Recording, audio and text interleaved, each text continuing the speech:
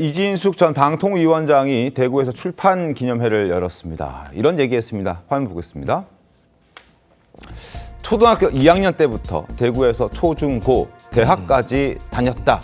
대구는 말 그대로 이진숙의 DNA를 만들어준 곳이다. 라고 얘기를 했습니다.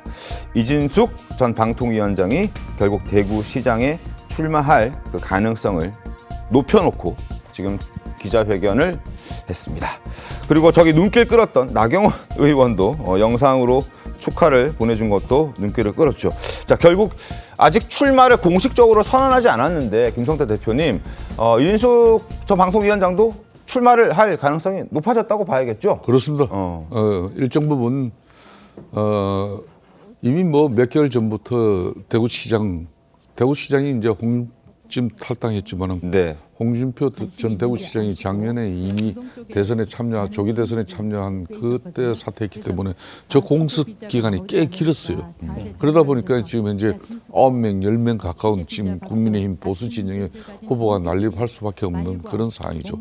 그만큼 이제 확고하게 이렇게 선두주자로서의 그 네. 어떤 입지가 굳혀진 어떤 그런 지금 후보가 없다는 거죠. 그런 측면에서 이준숙 출판 기념회에 저렇게 이제 나경원 의원이 영상 메시지 보낸 부분은, 나경원 의원 같은 경우는 그동안 많은 지방선거 때 많은 후보들에게 직접 가서 지지도 하고 또 영상 메시지 보내주고 이렇게 해서 당내 기반을 확고하게 유지하기 위한 뭐 그런 노력은 이번 지방선거뿐만 아니라 지금까지 계속 해왔죠. 또 그런 측면에서 자신도 이번에 서울시장 아니면은 다음에 또 당권에 도전할 수 있는 그런 당내 기반을 위해서 뭐 저런 인숙 출판 기념에도 자기가 좀 관심을 기울인 거 아니냐. 자기 선거 위해서 저런 것이다라는 해석도 충분히 가능한 상황입니다. 자, 결국 대구시장에 출마를 선언한 사람들 과연 얼마나 많을까요? 화면 함께 보시죠. 주호영 의원, 추경호 의원, 윤재옥 의원, 최은석 의원, 유형아 의원, 이진숙 전 방통위원장, 홍석준 전 의원, 이재만 전 대구 동구청장, 배광식 대구 북구청장, 이렇게 지금까지 9명이 자기가 등판하겠다 혹은 등판할 가능성을 지금 높이고 있는 그런 상황입니다. 대구시장 선거 역대급 경쟁을 예고하고 있습니다. 자, 역대급 당내 경선이 펼쳐질 것으로 예상이 되면서 과연 누가 공천권을 딸까도 너무 궁금해지는데요. 영상 하나 볼까요?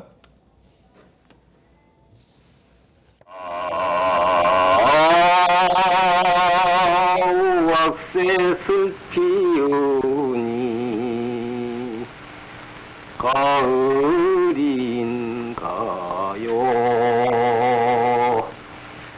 기나긴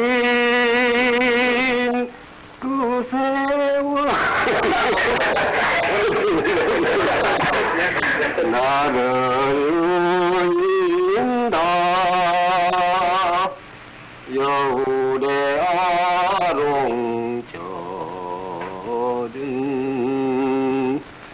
이즈러진 조각들. 국민 여러분, 하늘은 스스로 동민자를 돕는다고 했습니다. 제1차 경제개발 5개년 계획을 성공적으로 매듭지은 현 시점에 있어서 우리에게는 진실로 기뻐하고 자랑스럽게 생각해야 할 일들이 있습니다. 갑자기 박정희 전 대통령의 영상이 나와서 놀라셨죠. 자, 9명의 후보자들, 또 혹은 예비 후보자들이 모두 다 박정희 전 대통령과의 연관성을 강조하고 있습니다. 그래서 영상을 보여드렸었는데 너도 나도 박정희 리더십을 계승하겠다라고 외치고 있는 겁니다. 자, 대구시장 선거 주호영, 이재만, 박정희 동상 앞에서 출마 선언했고요. 그리고 경북도지사 선거 역시 박정희 생가 그리고 제2의 박정희가 되겠다는 목소리를 내면서 너도 나도 TK 지역에서는 박정희 전 대통령의 리더십을 계승하겠다 이야기하고 있습니다. 양희 변호사님 어떻게 보셨습니까? 지금 사실 보수가 어떻게 보면은 계엄과 탄핵 이후에 정말 어떤 정치적인 상심 상태에 지금 빠져 있지 않습니까? 네. 그런 상태에서 우리가 다시 딛고 일어설 정치적 리더십이라고 한다면은 단연 박정희 전 대통령밖에 없지 않을까 싶을 정도로 굉장히 강력한 영향력을 발휘하고 있다고 생각이 듭니다. 특히나 최근 같은 경우에 이제 우리나라가 반도체 강국으로 또 이제 뭐 주가 상승과 함께 주목을 받으면서 과연 그 기틀을 닦은 사람이 누구인지 그런 측면에서 최근에도 저희 방송 아이템으로도 뭐 다뤘지만은 경부고속도로라든지 여러 가지 국가 발전의 기틀을 닦았다 이런 측면에서 박근혜 전 대통령의 어떤 그 근대적인 이 경제 부흥의 리더십을 확립한 그런 사람이다라고 주목을 받을 수밖에 없기 때문에 네. 누구나 박정희 전 대통령, 저희 지역에 출마하려는 사람이면은 박정희 전 대통령의 리더십을 표방을 할 수밖에 없지 않을까. 특히 저 지역 같은 경우에는 어떻게 보면은 당내 경선이 곧 본선이다 싶을 정도로 그렇게 당내가 치열하다 보니까는 박정희 전 대통령의 가치를 가장 먼저 획득하는 사람이 이제 승자다 그런 생각이 많이 있을 것 같습니다. 그러니까요. 자, 9명의 면면을 다시 한번 보여드리겠습니다. 주호영 국회 부의장입니다. 추경호, 윤재옥 역시 원내대표 역임했던 당내 중진들. 그런데 이렇게 많은 사람들이 대구에 몰리고 있습니다. 김성태 대표님. 좀 저런 정치적으로 거물급인 사람들은 다른 지역에서 좀 활약을 좀 해줘야 되는 것 아닌가라는 지적들도 있지 않습니까? 이제 대구가 보수의 이제 상징적인 것이죠. 그런 측면에서 이제 저는 이제 보수의 심장 기반 가장 그 중심의 또 강력 단체장으로서의 대구시장 자리는 앞으로 이제 우리가 정권을 또 찾고 또 네. 앞으로 다음 총선이라든지 어떤 그런 뭐 정치적 변화를 만들어내기 위해서라도 대구시장 정도는 그래도 당내에서 좀 상당히 공고한 기반을 유지한 그런 정치력을 필요로 하고 있죠. 그렇군요. 그렇기 때문에 대구시장 저 자리가 의미가 있는 자리인데 조영 의원 같은 경우도 지금 육선 의원으로서 국회 부의장까지 하고 또 이제 저 원내대표 시절에 부대표를 하면서 더루킹 특검을 이끌어낸 그 강단 윤재욱 전 원내대표 같은 경우도 대구에 확고한 기반을 가지고 저변이 넓어요. 추경호 전 원내대표 같은 경우도 특히 이제 저 특검 관련해 가지고 상당히 이 부분은 뭐 그때 당시에 원내대표였기 때문에 상당히 그 핍박을 많이 받은 그 이미지 때문에 대구 시민들로부터 상당한 그 인식도 있어요. 제가 또 눈여겨보는 부분은 지난번 장동혁 대표 단식을 중단시키는데 사실상 10여 년 만에 이제 박근혜 전 대통령이 상경을 했단 말입니다. 네.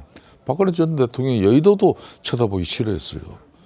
그런 대통령이 자신을 탄핵 그 심판을 내린 그런 탄핵소추 의결을 내린 본회의장 로텐도 홀까지 가서 장동혁 대표를 1호 격려하면서 단식을 중단시킨 거기에는 뭔가 유영아 지금 현재 이현 대구시장 출마하고 자꾸 이렇게 연결 지어 보려고 하는 그런 시각과 인식도 있거든요. 그런 측면에서 이제 결론은 당은 공정한 이제 경선 룰로 가지고 적용을 할 건데 대구 시민들의 판단이 상당히 아마 중요할 거라고 보고 있습니다. 성춘 부장님 어떻게 보십니까? 글쎄요. 지금 역대급 승리를 민주당 입장에서는 역대급 승리를 할 것 같고 국민의힘에서 역대급 패배를 할 것 같은 선거인데 역대급 경쟁자가 저렇게 몰리는 모습이 과연 바람직한가라는 생각이 있고요. 그리고 박근혜 전 대통령도 저는 대구시장 선거에 뭐 나서지 않을 거라고 생각합니다. 급이 맞지 않죠. 그러니까 전직 대통령인데 예를 들면 대선입니다. 대선이고 뭐 대선 후보가 예를 들면 보수 진영의 국민의힘 후보가 대구 경북 지역을 찾았을 때 그러면 그때는 박근혜 전 대통령이 뭐 같이 이벤트를 해준다든가 같이 만난다든가 이 정도를 해줄 수 있는데 대구시장 선거인데 네. 근데 대구시장 경선인데 특정 후보를 뭐 지지해준다? 혹시나 그러다가 그 후보가 만약에 지게 되면 어떻게 됩니까? 그러면 박근혜 전 대통령의 체급은 한없이 낮아질 수밖에 없거든요. 그런 위험성을 감수하고까지 박근혜 전 대통령이 대구시장 선거에 개입할 리 없다. 너도 나도 지금 뭐 박정희 전 대통령, 박근혜 전 대통령 소환하면서 본인들의 뭐 이미지나 이런 것들을 만들어가기 위해 노력을 합니다만 과연 저는 대구 시민분들이 이렇게 느낄 것 같아요. 대구가 그렇게 만만한가? 아니 대구가 박근혜, 박정희 이 두 가지만 얘기하면 우리가 뽑아주나? 지금 전국 선거는 이렇게 다 망해가는데 대구로 다 몰려드는 거는 대구만 나오면 대구는 뭐 국민의힘 깃발만 들면 다 이긴다는 건가? 이렇게 좀 만만하게 보는 걸로 오해하지는 않을까? 지금 그렇기 때문에 국민의힘 측에서는 지도부는 저는 심각한 고민에 빠질 거라고 봅니다. 왜 지금 여기에만 몰리는가? 이거는 글쎄요 국민의힘이 지금까지 해왔던 정치가 지금 대구 경북 말고는 이기기 어려운 정치를 해왔기 때문에 스스로 자초한 거라고 봅니다.